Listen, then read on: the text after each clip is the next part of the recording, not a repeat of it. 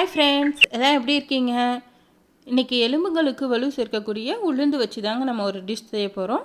இது பார்த்திங்கன்னா நம்ம கர்ப்பிணி பெண்களுக்கு ரொம்பவுமே உகந்தது.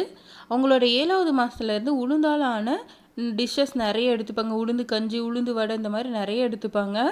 அவங்களுக்கு பார்த்திங்கன்னா ரொம்பவுமே இந்த நார்மல் டெலிவரி ஆகிறதுக்கு உதவி செய்யுதுன்னு சொல்லலாம். இப்போ வாங்க ஒரு 2-3 டைம் நம்ம அலசி நல்லா ஊற வச்சுக்கலாம். 2-3 டைம் நல்லா அலசிட்டோங்க. ஏன்னா அதுக்கு மேலே இருக்கக்கூடிய அழுக்கில் நம்ம நல்லா அலசி எடுத்துடணும்.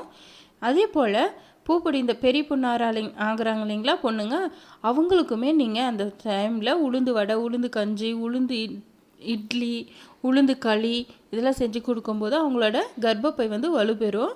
இப்போ 1/2 மணி நேரம் ஊற வச்சு எடுத்துக்கலாம். பார்த்திங்கன்னா நல்லா நமக்கு 1/2 மணி நேரம் ஊறிடுச்சு. பார்த்திங்கனாவே தெரியும், தண்ணிலாம் நல்லா ட்ரை ஆகிடுச்சு ஓரளவுக்கு. உளுந்து நல்லா உப்பி மேலே வரையும் வந்திருக்குது.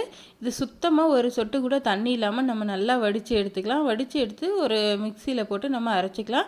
உங்கள் வீட்டில் கிரைண்டர் இருந்துச்சுன்னா நீங்கள் கிரைண்டரில் போட்டு நல்லா நைஸாக தண்ணி சேர்க்காமல் கெட்டியான பதத்தில் இந்த மாதிரி அரைச்சிக்கோங்க. நம்ம வீட்டில் கிரைண்டர் இல்லாதனால நான் இப்படி அரைச்சிக்கிறேன். அப்படி நிறைய நீங்கள் செய்யும்போது மிஷினில் கூட கொடுத்து அரைச்சிக்கோங்க. உளுந்து பார்த்திங்கன்னா இந்தளவுக்கு நல்லா நைஸாகவும் கெட்டியாகவும் இருக்கணும். உடையாக இருந்துச்சுன்னா எண்ணெய் குடிச்சிரும். 1/2 கிலோ உளுந்துக்கு நான் இன்றைக்கி 3/4 கிலோ அளவுக்கு நான் வெல்லம் எடுத்திருக்கேன். நல்லா தூள் பண்ணி நல்ல வெல்லமாக எடுத்திருக்கேன். இதில் இருக்கக்கூடிய டஸ்ட்டெல்லாம் நம்ம நீக்கிட்டு சேர்த்துக்கலாம். அதே போல் 3/4 கிலோ வெல்லத்துக்கு 1/2 லிட்டர் தண்ணி எடுத்திருக்கேன்.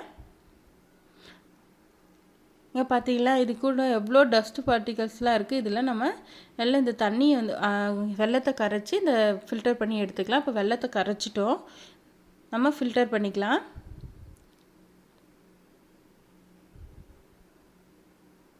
பாருங்கள், பார்த்தாவே தெரியுது நிறைய சக்கை இதெல்லாம் இருக்கும் போல். நல்லா ஃபில்டர் பண்ணி பார்த்துக்கலாம். நீங்கள் கண்டிப்பாக ஃபில்டர் பண்ணி எடுத்துக்கோங்க. பாருங்கள், நிறைய சக்கை, கல், குட்டி குட்டி கல், தூசு இதெல்லாம் நிறையவே இருக்குது. நீங்கள் கண்டிப்பாக இதை ஃபில்டர் பண்ணி எடுத்துக்கிறது ரொம்ப நல்லது. ஏன்னா நம்ம சாப்பிடும்போது நம்ம வயிற்றுக்குள்ளே எந்த ஒரு கல்லும் போகாமல் இருக்கிறதுக்கு நம்ம ஃபில்டர் பண்ணி எடுத்த பாகு இன்னொரு கொஞ்சம் நேரம் சூடு ஏற்றிக்கலாம். நல்லா பாகு பதத்துக்கு வரணுங்கிறதுல ஒரு 3 நிமிஷம் நல்ல சூடான நிலையில் இருந்தால் போதும். எண்ணெய் சூடு ஏற்றி வச்சுருக்கோம். பாருங்கள், மாவு நமக்கு நல்லாவே கெட்டியாக இருக்குது. மாவு எடுத்து நம்ம போடுறதுக்கு முன்னாடி நம்ம கையில் உள்ளங்கையில் அப்படி தண்ணியை தடவிட்டு கொஞ்சம் மாவு எடுத்து நம்ம வட்ட வடிவில் தட்டிக்கலாம். எல்லாருக்கும் இப்போ தெரிஞ்சிருக்கோம் நம்ம என்ன செய்கிறோன்ட்டு. உளுந்து வடை ஸ்வீட்டில் தாங்க செய்ய போகிறோம். இது ரொம்பவுமே டேஸ்டியாக இருக்கும், ரொம்ப சாஃப்டாக இருக்கும். பாருங்கள், இப்போ இந்த மாதிரி நடுவில் ஒரு ஹோல்ஸ் போட்டு நீங்கள் இந்த மாதிரி மெதுவாக விட்டுக்கோங்க.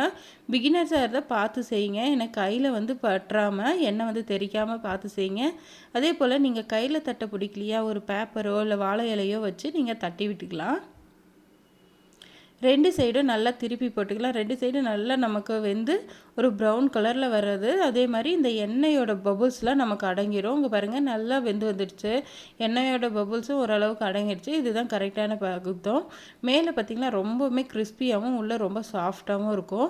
நீங்கள் வெறும் வடையை கூட குழந்தைங்களுக்கு சாப்பிட கொடுக்கலாம். இதில் என்ன நம்ம உப்பு சேர்த்துருக்கோம், அதெல்லாம் வெறும் வடையை கூட கொடுங்க. கண்டிப்பாக அவங்க விரும்பி சாப்பிடுவாங்க. பாருங்கள், நமக்கு சூப்பரான வடை ரெடி ஆகிடுச்சு. இதை பாருங்கள் எந்த அளவுக்கு சாஃப்டாக இருக்குது. நான் ஒரு 10 நிமிஷம் தான் வெள்ளைப்பாகில் போட்டிருந்தேன். நீங்கள் இது ஒரு 1/2 அன் ஹவர் போடும்போது உள்ளேயும் நல்லாமே வெள்ளெல்லாம் ஊறிடும். நல்லா ஸ்வீட்டாக இருக்கும். அதே சமயத்தில் ரொம்பவுமே சாப்பிட்றதுக்கு வாயில் கரையிறதே தெரியாது இருக்கும்.